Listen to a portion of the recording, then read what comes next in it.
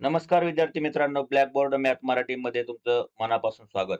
मित्रांनो, आज आपण छापील किंमत व सूट यावरील उदाहरणे सोडवणार आहोत. कोणतेही सूत्र न वापरता. या प्रकारावर TCS व IBPS हमखास प्रश्न विचारते. पोलीस भरती, तलाठी असो अथवा रेल्वे भरती. 2024-25 च्या परीक्षेत आलेले प्रश्न आपण सोडवणार आहोत. चला तर मग थेट व्हिडिओला सुरुवात करूया. मित्रांनो, छापील किंमत. जेव्हा आपण बाजारात एखादी वस्तू खरेदी करतो, तेव्हा त्यावर एक किंमत लिहिलेली असते. त्यालाच आपण छापील किंमत असे म्हणतो. दुकानदार ही किंमत स्वतः ठरवतो आणि ती खरेदी किमतीपेक्षा नेहमी जास्त असते. म्हणजेच त्याने केलेली खरेदी किंमत आणि वाढवलेली किंमत हे दोन्ही मिळून छापील किंमत तयार होते. आता सूट काय असते? तर दुकानदार ग्राहकांना आकर्षित करण्यासाठी जी सवलत देतो त्याला सूट किंवा डिस्काउंट म्हणतात. लक्षात ठेवा, सूट नेहमी छापील किमतीवरच दिली जाते, खरेदी किमतीवर नाही.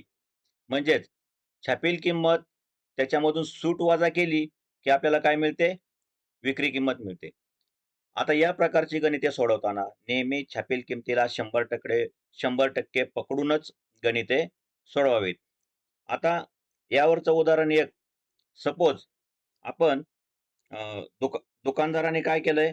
1,500 ला एखादा शर्ट घेतलाय आणि त्याच्यावरती किंमत वाढवून त्यांनी ₹2,000 किंमत लावली आहे आणि त्याच्यावरती ₹200 सूट देऊन ₹200 सूट देऊन ती ₹1,800 ला तो विकलेला आहे.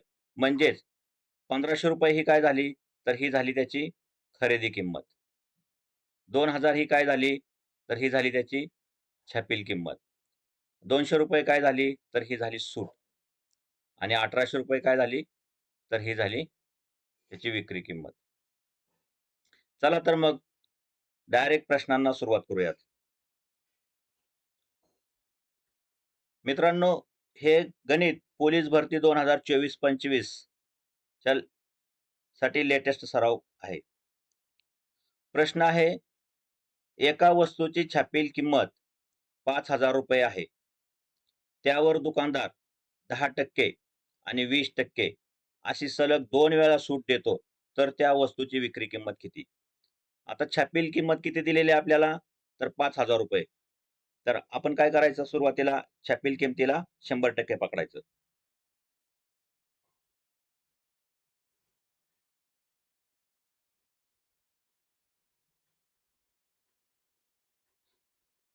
छापील किंमत बरोबर 100%. म्हणजे किती आहे?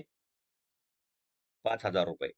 आता सुरुवातीला दुकानदाराने काय केलं? त्याच्यावरती 10% सूट दिलेली आहे. आता मित्रांनो, कोणत्याही किमतीचे 10% काढायचे असतील तर 10% काढायचे असतील तर काय करायचं? सपोज 5,000 ही संख्या आहे. आता ह्या संख्येचं आपल्याला काय करायचंय?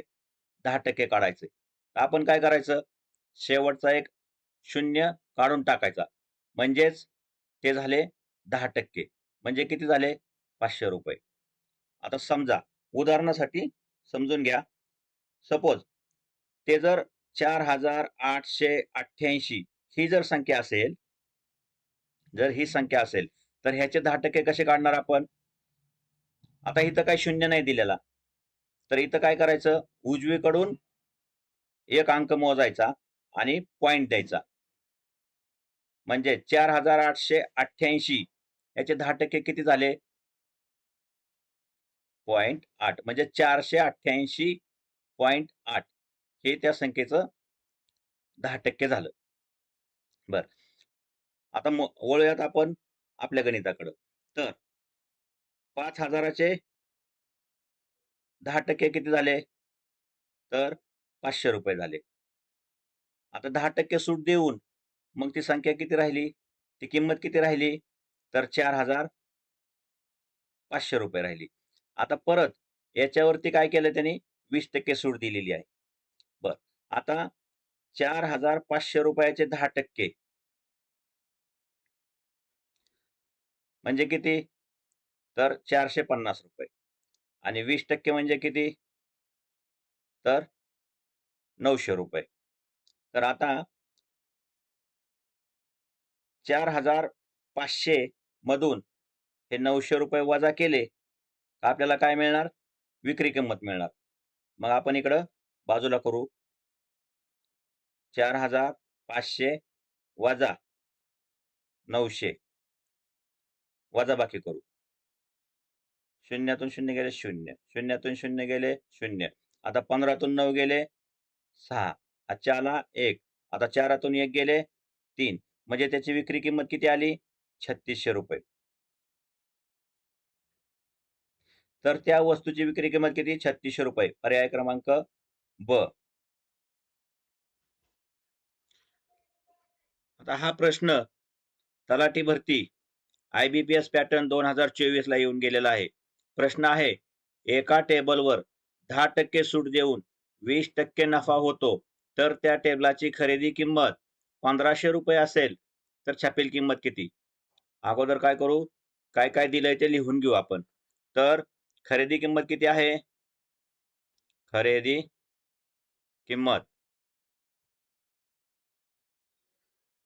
किंमत आहे 1500 रुपये. आता नफा किती आहे?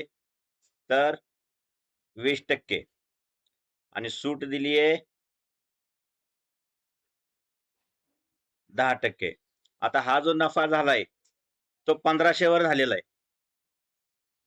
मग आपण काय करू? 1500चे 20% काढून घेऊ.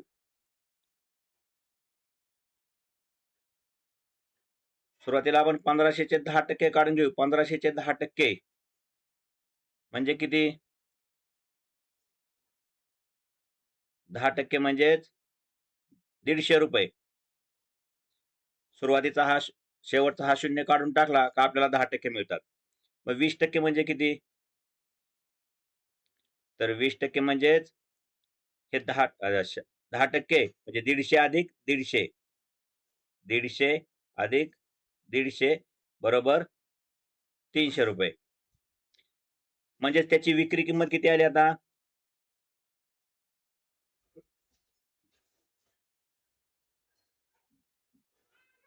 त्याची विक्री किंमत आली ही खरेदी किंमत 1500 रुपये आणि हा नफा 300 रुपये. म्हणजे त्याची खरेदी आली, आपलं विक्री आली 1800 रुपये. आता 10% सूट देऊन आहे ही, म्हणजेच ही विक्री किंमत 90% आहे. आपण काय करू आता? गुणोत्तर लिहून घेऊ. गुणोत्तर कसं लिहिणार आपण? जर 90%ला 1800 रुपये तर 100%ला किती रुपये? मग तिरकस गुणाकार करून घेऊ आपण. 100 गुणिले 1800 भागिले 90. आता ह्या शून्याला हा शून्य गेला. 9 एके 9, 9 दुने 18 आणि हा 0 म्हणजेच 100 गुणिले 20 बरोबर. मग 20 शून्य 0, 20 शून्य 0 आणि 20 एके 20. म्हणजेच त्या टेबलची छापील किंमत किती आहे? 2000. म्हणजे पर्याय क्रमांक ब.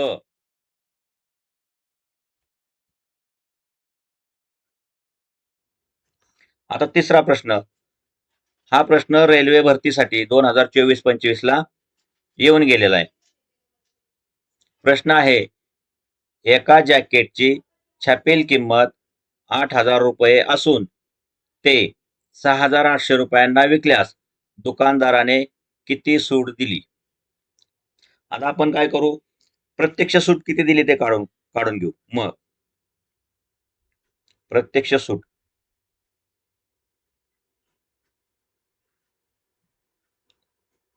बरोबर. आता हे छापील किंमत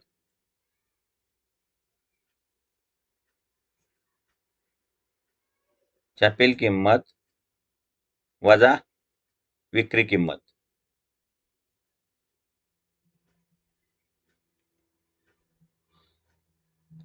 छापील किंमत किती दिली आहे? 8,000 रुपये वजा विक्री किंमत किती आहे 6,800 रुपये. तर प्रत्यक्ष सूट किती दिली आहे 1,200 रुपये.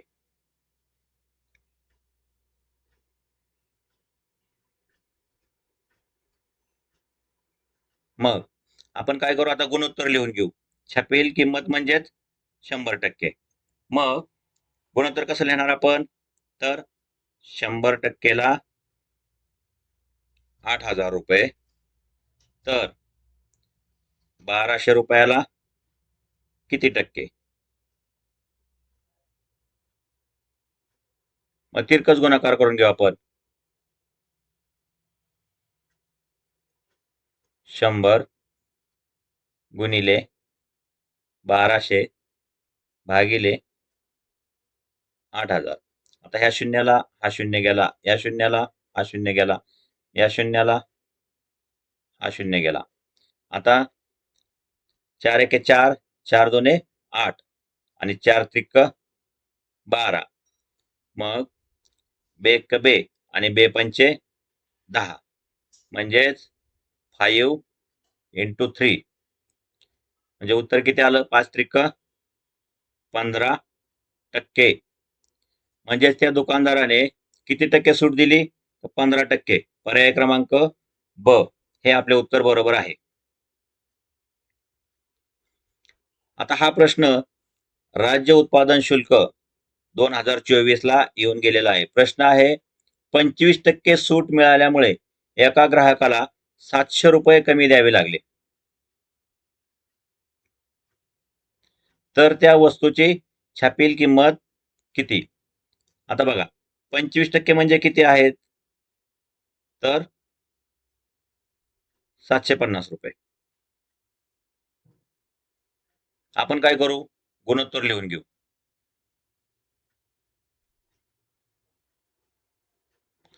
गुणोत्तर कसं लिहिणार आपण 25%ला 750 तर 100%ला किती 100%ला किती म्हणजे काय छापील किंमत मिळेल आपल्याला. मग सिंपल आहे आपण काय करू तिरकस गुणाकार करून घेऊ. बरोबर 100 गुणिले 750 भागिले 25. आता 25 एके 25, 25 त्रिक 75 आणि हा शून्य. मग 100 गुणिले 30 उत्तर किती येणार 3,000.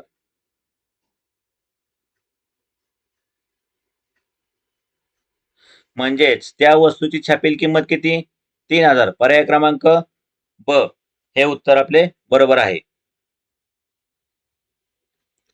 आता हा प्रश्न कारागृह विभाग भरती 2024-25 ला येऊन गेलेला आहे. प्रश्न आहे एका वस्तूवर 20% सूट देऊन ती 1,200 रुपयांना विकली तर तिची छापील किंमत किती. आता काय करायला लागेल आपल्याला 1,200 रुपयांना विकली. आता विक्री किंमत किती आहे